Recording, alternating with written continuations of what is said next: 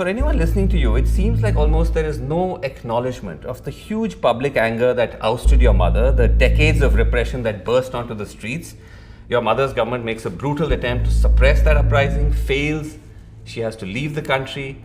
No remorse for any of that? If you've listened to my statements online, I have said again and again, the Awami League mishandled the protests. Our government mishandled the protests. Isn't mishandling a mild word for the killings of hundreds and hundreds of mainly unarmed protesters by the security forces, ordered by your mother? None of it was ordered by my mother. If my mother had been willing to kill protesters, she would still be in power.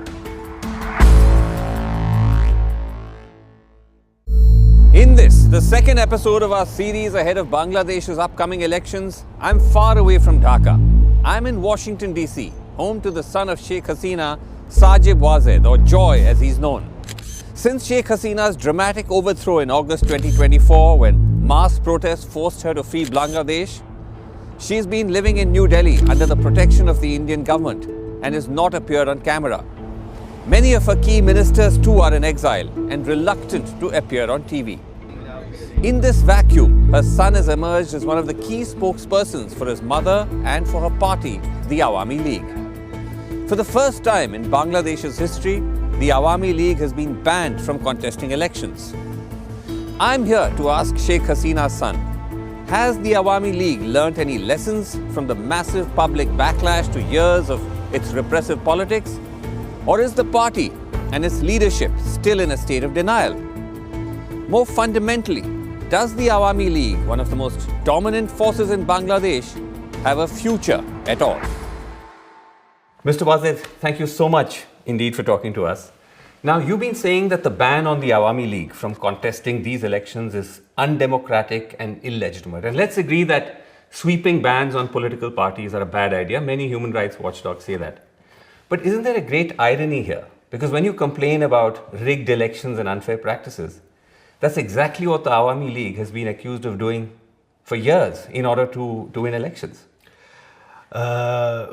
This is true, the accusation, but you look at the facts. The Awami League never banned anyone, first of all. We have never imposed a ban on any political party. It was a court decision, it was an appeal from a third party that upheld that Jamaat's constitution conflicted with our constitution. You're referring to the ban on the Jamaat-e-Islami, which is one of the major political parties in Bangladesh. Yeah, but the Awami League government never officially banned Jamaat. Okay, you didn't ban anybody, but at the same time, and this is just one of many different sources I'm going to cite, Human Rights Watch says that the Hasina-led government has effectively captured... before the 2018 elections, our polls, the Americans' opinion polls, showed the Awami League was going to win by a landslide. None of us wanted any irregularities. There were people in the administration that took it upon themselves. My mother and I, from the party side, we were furious. We wanted a clean election because we were going to win anyway. Our opinion polls, I myself run our polling for our party. We polled 160 constituencies. In those 160 constituencies, which were the battleground out of 300, our minimum margin of victory was 30%. So there was absolutely no reason. Now the 2024 elections, there was no rigging. Now, unfortunately, our opposition decided to boycott. No, but hold on. The argument could be the opposition was boycotting because of the climate. The environment was such that it wasn't free and fair. They were saying that these were marred by violence, intimidation by security forces. The election commission has been captured by your mother's government. Those are very serious charges. The election commission was nominated and selected from a committee, not by our government. If you look at what's happening now, why are these same observers not saying anything? You have the elections with the major party banned. You've got now evidence is coming out online of postal ballots, hundreds of postal ballots being stuffed. So actually, some of these bodies have questioned the ban. They have critiqued the ban. But as I said, that doesn't take away from the fact that the Awami League's own record when it comes to elections is marred not just by irregularities. These are serious malpractices. But I want to move on. I want to come back to the ban. Because one of the reasons for the ban is the government says you're inciting violence in these elections. And that's true, isn't it? Because you've said in interviews that we will not allow elections without the Awami League to go ahead. We will do whatever it takes. If the government's crack down on our protests, then it's going to lead to violence. I'm warning of it. Right. You stand by this? But yes, well, when you push someone into a corner, what's going to happen? We don't want violence. We're not even being allowed to protest. So what violence is the Awami League committing right now? I'm talking about the threat. Yes, I understand. What I'm saying is if you back someone into a corner, you do not leave them any options, what are they going to do? The option could be to tell your protesters or your supporters not to respond to provocation. As a responsible political party, you can say, let me just make the argument. You can tell your supporters, don't take the violent path, regardless of the provocation. Because otherwise, you're actually making the government's case for them. Because they will look at what you're saying and say, listen, this is why we need to ban them, because the Awami League has gone rogue. So again, anything that this regime is doing, all the violence they have committed, that's okay? Two wrongs don't make a right. Right now, you have, since the protests of last July, hundreds of our activists have been killed. 30 some odd have been killed in custody. A Hindu gentleman, a minority leader of our party, was killed in jail under custody just the past week. So you say two wrongs don't make a right. When you suppress someone by force, you do not give them any other option.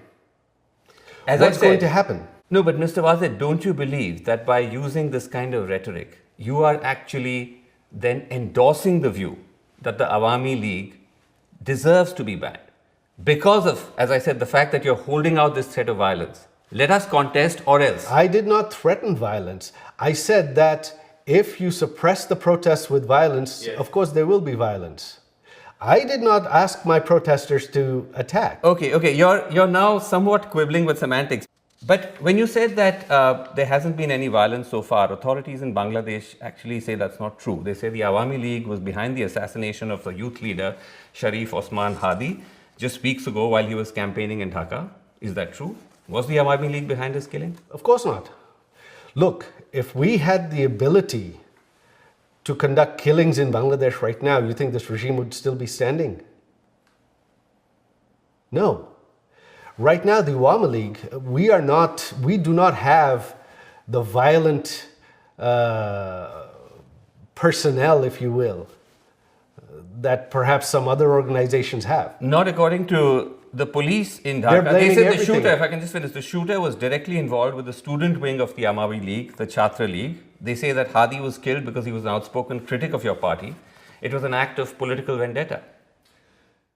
I don't know who the shooter is. There have been many names that have been floated. They have named so many people who have nothing to do with it. As far as our student wing was concerned, there were so many young people involved with it, especially when we were in government. Was he really involved? How involved was he? Did he hold a post? They're pinning the blame on everything to the Awami League. But it's a fair assumption to make, isn't it, Mr. Wazed? Because on one hand, you say that there is the possibility of violence, the threat of violence, and then you actually do have an actual act of violence. My threat of violence is from protests. So the dots do get joined? No, they don't actually. I don't see how. Again, do you see the Awami League even out on the streets in Bangladesh? That's not even happening. We have tens of thousands behind bars. Every time we've tried to protest, they've just arrested everybody. Okay. So the Awami League is not involved in any violence whatsoever. Our campaign now is asking people not to vote in these rigged elections. That's what we're doing. Okay, but let me ask you this. For anyone listening to you, it seems like almost there is no acknowledgement of the huge public anger that ousted your mother, the decades of repression that burst onto the streets. Your mother's government makes a brutal attempt to suppress that uprising, fails. She has to leave the country. No remorse for any of that? That is not true. If you've listened to my statements online, I have said again and again, the Awami League mishandled the protests. Our government mishandled the protests. Isn't mishandling a mild word for the killings of hundreds and hundreds of mainly unarmed protesters by the security forces ordered by your mother? None of it was ordered by my mother. If my mother had been willing to kill protesters, she would still be in power. You look at what's happening in Iran right now. Are they able to do anything? No. My mother's statement. Yes. Again and again, yes. And to me, my conversation that day was, they're marching on the Prime Minister's residence. Our special security force and the Prime Minister's guards are ready to defend her. But if that happens, hundreds will die. I don't want their blood on my hands. That is what my mother said. During that time, hundreds of police officers were killed. Hundreds of our activists were killed as well. This regime actually granted immunity to the protesters for the killings of... Let's stay away from this regime for a second, because when you say your mother didn't give the instructions, you saw the Al Jazeera reporting on it, the BBC reporting on it, the recordings that were there. Yes, if I can just finish. Where your mother can be heard saying she's cleared the use of lethal force against the protesters. She says, I've issued an open order. Now they will use lethal weapons, shoot wherever they find them. No, that is actually, both Al Jazeera and BBC have taken that clip out of context. I have put that full clip on my Facebook page. She says she orders for the arrests of protesters and lethal force to protect property and life against militants. There were militants involved in it. There are videos online of civilians with weapons. Hold on, but if I can just come in on the clip though, because I've heard you say this in other interviews, that you put the full clip on your social media pages. Yeah. We scoured your social media pages. We couldn't find any such clip.